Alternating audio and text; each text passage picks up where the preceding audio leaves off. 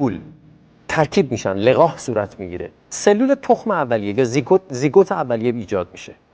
بعد از اینکه این زیگوت اولیه ایجاد شد شروع میکنه به تقسیم سلولی میکنه، میتوزیس انجام میشه.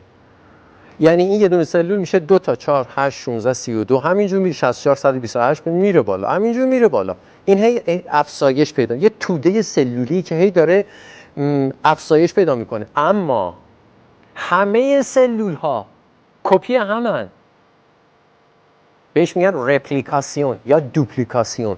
همه عین همن، همه کپی همن، هیچکی با هیچ تفاوتی نداره. اون توده سلولی یکسانه، همگنه، همه یه جورن تا روز 21. یعنی تا وقتی که 3 هفته میگذره. از روز 21 یه اتفاق خیلی عجیب میفته. اصطلاحاً بهش میگن ارگانوژنز. ارگان ها جنریت میشن، ارگان ها ساخته میشن. اولین سلولی که تغییر میکنه تو اون توده سلول، اولین سلولی که تغییر میکنه رفتارش اینجوری عوض میشه. یه سلولی اون وسط خودشو تکون میده. بعد از چند ثانیه تکون میده خودشو. بعد از چند ثانیه تکون میده خودشو. و بعد از چند ثانیه تکون میده خودشو. و بعد سلول‌های دیگری همراه با این اولین سلولی که تخصصی میشود همگام میشن. تعدادی از سلول‌ها شروع به تپش میکنن. اولین بافت تمایز یافته قلب. قبل از هر چیزی قلب شکل میگیره، بعد از همه از کار میفته. تا وقتی اون 9 ماه طی میشه شما به دنیا میایین، 120 سال زندگی میکنین و بعد که این کالبد رو ترک میکنیم تا لحظه آخر تنها عضوی که قبل از همه شروع میکنه، بعد از همه آخرین نفره که حرکتش رو ختم میکنه قلبه. قلب هیچ وقت اعتراض نمیکنه.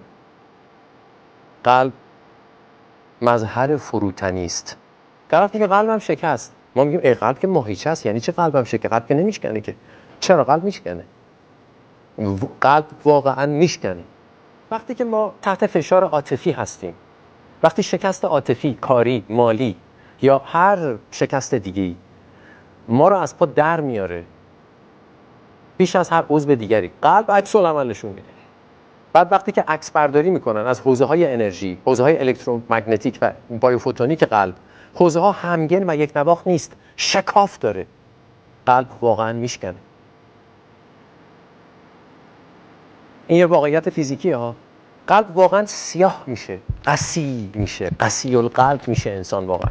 این ارتعاشات نه خاموش بشن، طول موج فرکانسش تغییر میکنه. قلب ما از قبل رویدادها رو احساس میکنه، رویدادها رو پیش میفهمه. رویدادها رو میدونی که بیش از 100,000 بار در شبانه روز قلبتون میزنه ولی هیچ کدوم از هیچ دوتایش یکی نیست.